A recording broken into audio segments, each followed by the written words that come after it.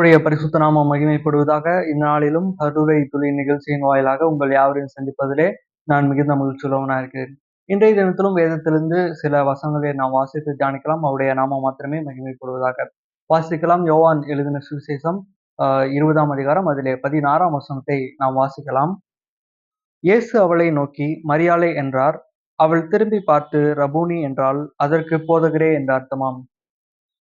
இயேசு கிறிஸ்து ஜனங்களுடைய பாவங்களுக்காக இந்த உலகத்துல வந்து மரித்து அடக்கம் பண்ணப்பட்டு 3ஆம் நாள் உயிரோடு எழுந்ததற்கு பின் நடக்கக்கூடிய ஒரு சம்பவத்தை தான் நம்ம இங்க பார்க்கிறோம்.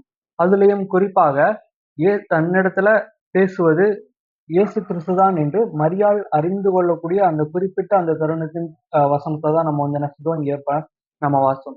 இதற்கு முன்னதாக பல சம்பவங்கள் நடக்கிறது. என்ன நடக்கிறது?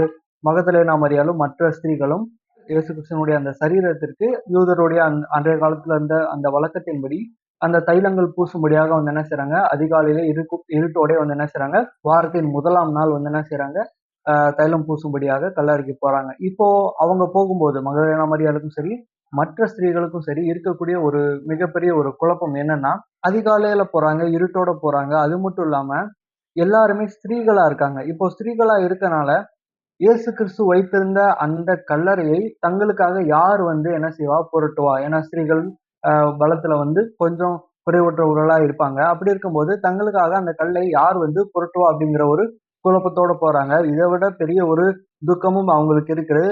தாங்கள் அதிகமாக நேசித்த இயேசு கிறிஸ்துவ என்ன செஞ்சுட்டாரு? மறுத்துட்டாரு. இப்போ அப்பேற்பட்ட ஒரு சூழ்நிலையில அந்த ஒரு துக்கத்தோடையும், அந்த ஒரு குழப்பத்தோடையும் வந்து என்ன செய்றாங்க? போறாங்க. இவங்க போய் பார்க்கும்போது கல்லறை வந்து திறந்திருக்கு. கல்லறையை பூட்டியிருந்த அந்த கல் வந்து புரண்டு இருக்கிறது. அந்த கல்லின் மீது தேவதூதன் வந்து என்ன செஞ்சிருக்காரு? உட்கார்ந்திருக்காரு. தேவதூதன் ஒரு முக்கியமான ஒரு செய்தியையும் அவங்க இடத்துல வந்து சொல்றாரு. என்ன சொல்றாரு? மரித்தோர் இடத்துல வந்து ஏன் வந்து இயேசு கிறிஸ்துவ வந்து நீங்க தேடுறீங்க? அவர் தாம் சொன்னபடியே உயிரோடு எழுந்து விட்டார் என்கிற முக்கியமான ஒரு செய்தியை வந்து என்ன செய்றாரு? தேவதூதன் அந்த ஸ்திரீகள் இடத்துல சொல்றாரு. உடனே எல்லா ஸ்திரீகளும் வந்து என்ன செய்றாங்க? போய் மற்ற சீசர்கள் இடத்துல வந்து என்ன செய்றாங்க? சொல்றாங்க. மகதலேனா மரியாளும் அந்த காரியங்கள வந்து என்ன செய்றாங்க? போய் சொல்றாங்க. இப்போ போய் சொன்ன உடனே அ வழக்கம் போல பேதுருவும் என்ன செய்றாரு? அத ஆர்வமா பார்க்கும்படியாக வராரு. இன்னொரு சீசனும் வந்து என்ன செய்றாங்க? துரிதமா வேகமா 2 பேரும் ஓடி வந்து பார்க்குறாங்க. உள்ள போய் பார்க்கும்போது இயேசு கிறிஸ்து சுட்டு வைக்கப்பட்டிருந்த அந்த சிலை அது அப்படியே இருக்கு. ஆனா அங்க இயேசு கிறிஸ்துவனுடைய சரீரம் வந்து கிடையாது. இயேசு கிறிஸ்து அங்க வந்து இல்ல. இப்போ இந்த சீசர்கள் வந்து என்ன செஞ்சுட்டாங்க? இத பார்த்துட்டு ஆமா இயேசு கிறிஸ்து இல்ல அப்படிங்கிறத வந்து என்ன செய்றாங்க? அறிந்து கொண்டு வந்து போயிடுறாங்க. போனதுக்கு அப்புறமா மறுபடியும் மகதலேனா மரியாள் அங்க இருந்து அழுகக்கூடிய காரியங்கள நம்ம வந்து பார்க்கிறோம். 11ஆம் வசனத்துல இப்படியாக நம்ம வாசிக்கிறோம். மரியாள் கல்லறையின் அருகே வெளியே நின்று அழுது கொண்டிருந்தாள். அப்படி அழுது கொண்டிருக்கையில் அவள் குனிந்து கல்லறைக்குள்ளே பார்த்து அப்போ மறுபடியும் அவங்க அழுகுறாங்க அப்படிங்கிறத பார்க்கிறோம். ஆனா தேவதூதன் முதலே வந்து என்ன செஞ்சுட்டாரு? சொல்லிட்டாரு. இயேசு கிறிஸ்து தாம் சொன்னபடியே உயிரோடு எழுந்து விட்டார் அப்படிங்கிற ஒரு செய்திய வந்து என்ன செஞ்சுட்டாரு? தேவதூதன் சொல்லிட்டாரு. ஆனா மரியாளால அத ரெகக்னைஸ் பண்ண முடியல. மரியாளால அந்த வார்த்தைகள் இன்னும் அறிந்து கொள்ள முடியவில்லை. அவங்களால இன்னும் அத அறிந்து கொள்ள முடியவில்லை. அதனால இப்ப அவங்க எதற்காக அழுகுறாங்க? இயேசு கிறிஸ்துவனுடைய சரீரத்த காணோம். அத யார் எடுத்து போய் விட்டாங்க அப்படின்னு சொல்லி வந்து என்ன செய்றாங்க? அழுகுறாங்க. அவங்க கல்லறைக்குள்ள போய் பார்க்குறாங்க. கல்லறைக்குள்ள போய் பார்க்கும்போது இயேசு கிறிஸ்து அ வைக்கப்பட்டிருந்த அந்த வைக்கப்பட்டிருந்த அந்த இடத்துல 2 தேவதூதர்கள் உட்கார்ந்திருக்காங்க. அந்த 2 தேவதூதர்களும் மரியாள பார்த்து கேட்குறாங்க. "ஸ்திரியே ஏன் அழுகிறாய்?" அப்படின்னு கேட்கும்போது அவங்க வந்து சொல்றாங்க, "இயேசு கிறிஸ்துவினுடைய சரீரத்த காணோம். அவர் வைத்திருக்க இடம் வந்து என்ன செய்யல எங்களுக்கு தெரியல. யார் எடுத்து கொண்டு போய் விட்டாங்க அப்படிங்கிறது வந்து என்ன செய்யல எங்களுக்கு தெரியல." அப்படிங்கிறத வந்து மரியாள் வந்து சொல்லக்கூடியவங்களா இருக்காங்க. அப்போ இங்க நம்ம பொதுவா நம்ம பார்க்கும்போது தேவதூதர்களே வெளிப்படும்போது நடக்கக்கூடிய ஒரு சம்பவம் என்ன? தேவனிடத்திலிருந்து ஒரு முக்கியமான ஒரு செய்திய வந்து என்ன செய்வாங்க? கொண்டு வருவாங்க. அப்போ மரியாள் அந்த இடத்துல தேவதூதர்கள் கல்லறைக்குள்ள இருக்காங்க. ஆல்ரெடி முன்னதாகவே ஒரு தேவதூதன் வந்து என்ன செஞ்சுட்டாரு? ஒரு செய்திய சொல்லிட்டு போயிட்டாரு.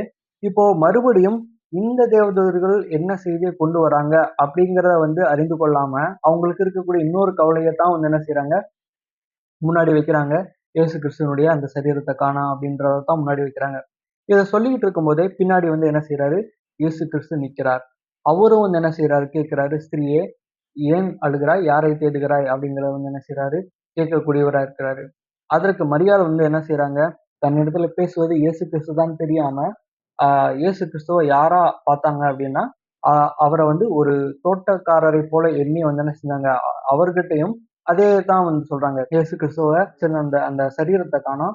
அந்த சரீரம் இருக்கும் இடத்த வந்து என்ன செய்யுங்க, எனக்கு உங்களுக்கு தெரியும்னா வந்து சொல்லுங்க, நான் போய் எடுத்துக்கிறேங்கிறத வந்து என்ன செய்றாங்க, மரியாதை வந்து சொல்றாங்க. இயேசு கிறிஸ்துவின் இடத்துல இயேசு கிறிஸ்துவ பத்தியே வந்து என்ன செய்றாங்க, கேட்கக்கூடியவங்களா இருக்காங்க. அப்போ இந்த 3வது முறையும் அவங்களால வந்து என்ன செய்ய முடியல, ஒரு மிகப்பெரிய ஒரு உண்மையை, மிகப்பெரிய ஒரு சத்தியத்தை அவங்களால வந்து அறிந்து கொள்ள முடியல. என்னது? இயேசு கிறிஸ்து உயிரோடு எழுந்து விட்டார் அப்படிங்கிறத வந்து என்ன செய்ய முடியல, அறிய முடியல.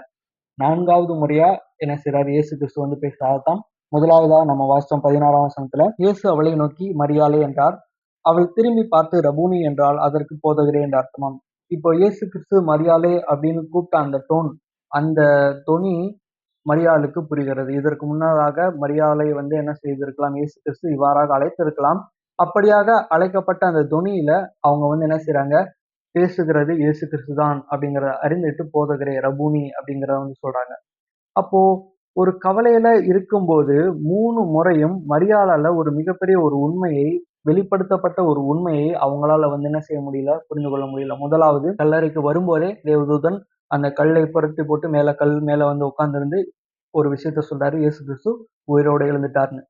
2வது கல்லறைக்குள்ள போகும்போது மரியாள் வந்து பார்க்குறாங்க. 2 தேவதூதர்கள் உட்கார்ந்திருக்காங்க. அவங்க என்ன செய்தி சொல்ல வந்திருக்காங்க? அவங்க 2 பேர் ஏன் இப்போ கல்லறைக்குள்ள இருக்காங்கங்கிற அந்த விஷயத்த புரிந்து கொள்ளாம, அவங்க வந்து என்ன செய்றாங்க, மறுபடியும் அவங்களுடைய குறையத்தான் வந்து பார்க்குறாங்க. இயேசு கிறிஸ்து மரித்ததாகவே எண்ணி, அவருடைய சரீரத்த காணோம் அப்படிங்கிறத வந்து என்ன செய்றாங்க, புலம்பக்கூடியவங்களாவும், அழுகக்கூடியவங்களாவும் இருக்கிறாங்க.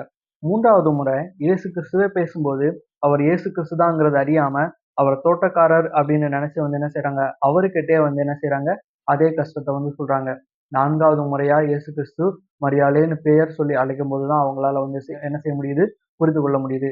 அப்போ ஒரு கவலையில இருக்கும்போது, அல்லது நம்முடைய கவனம் ஒரு பிரச்சனையிலயோ, இல்ல நம்மளுடைய கவனம் வேற ஏதோ ஒரு விஷயத்துல இருக்கும்போது, தேவன் நம்ம இடத்துல பேசுகிற விஷயம், தேவன் நம்ம இடத்துல பேசக்கூடிய ஒரு காரியம், தேவன் இடைப்படுகிற அந்த வார்த்தைகளை நம்மளால வந்து என்ன செய்ய முடியாது, சரியான விதத்துல வந்து என்ன செய்ய முடியாது, புரிந்து கொள்ள முடியாது. அநேக சத்தியங்கள் நாம வந்து கேட்கிறோம். அநேக முறை வந்து நம்ம என்ன செய்றோம், வேதம் வாசிக்கிறோம். ஆனா, நம்முடைய எண்ணமும், நம்முடைய கவனமும், நம்முடைய சிந்தையும் வேற ஒரு காரியத்துல இருக்கும்போது, தேவன் பேசுகிற அந்த சத்தியம், தேவன் நம்மோடு கூட இடைப்படுகிற அந்த வார்த்தைகளை வந்து என்ன செய்ய முடியாது, நம்மளால வந்து புரிந்து கொள்ள முடியாது. அப்படியாக இருக்கனால, இவங்க முதல் முறையே மரியாள் வந்து அத வந்து புரிந்து கொண்டிருந்தாங்கன்னா, என்ன செஞ்சிருக்கலாம், இயேசு கிறிஸ்து உயிரோடு எழுந்து விட்டார்ங்கிற அந்த ஒரு சந்தோஷத்தோட போயிருக்கலாம். மாறாக 4வது முறையா தெரிவிக்கப்பட்டதுக்கு அப்புறமா 18ஆம் வசனத்துல பார்க்கிறோம். மகதலேனா மரியாள் போய் தான் கர்த்தரை கண்டதையும், அவர் தன்னுடனே சொன்னவைகளையும் சீசருக்கு அறிவித்தாள்.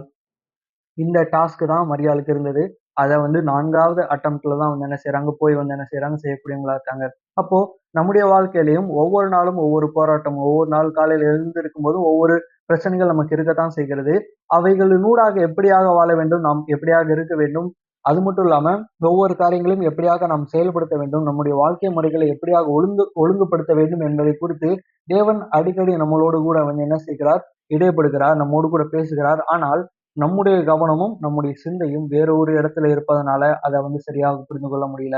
அப்படியாக கவனச்சிதறல் இருக்கும்போது, அதாவது நாம தேவனோடு கூட அதிக நேரம் செலவிட்டாலும், அந்த நேரத்திலயும் நம்முடைய எண்ணமும், நம்முடைய கவனமும் வேற ஒரு இடத்துல, வேற ஒரு சிந்தையில இருக்குமானால், தேவன் இடைப்படுகிற அந்த காரியத்தை சரியாக நம்மளால வந்து புரிந்து கொள்ள முடியாது. அதனால நம்முடைய வாழ்க்கை அநேக நேரங்கள்ல நம்ம வந்து என்ன செய்கிறோம், தவறான அந்த ஆலோசனைக்குள்ளாக வந்து என்ன செய்றோம், போகிறோம். தவறாக காரியங்கள வந்து என்ன செஞ்சுர்றோம், அந்த காரியங்கள் முடியும்படியாக நம்மளுடைய ஈடுபாடுகள் இருக்கிறது. அப்படியாக இருக்கனால, நம்முடைய வாழ்க்கை சரியான ஒரு விதத்திலயும் தேவன் விருப்பப்படுகிற, தேவன் சித்தப்படுகிற அந்த சித்தத்திற்கு உட்பட்டு நம்ம வந்து என்ன செய்ய முடியல, அநேக காரியங்கள முடித்து விட முடியல.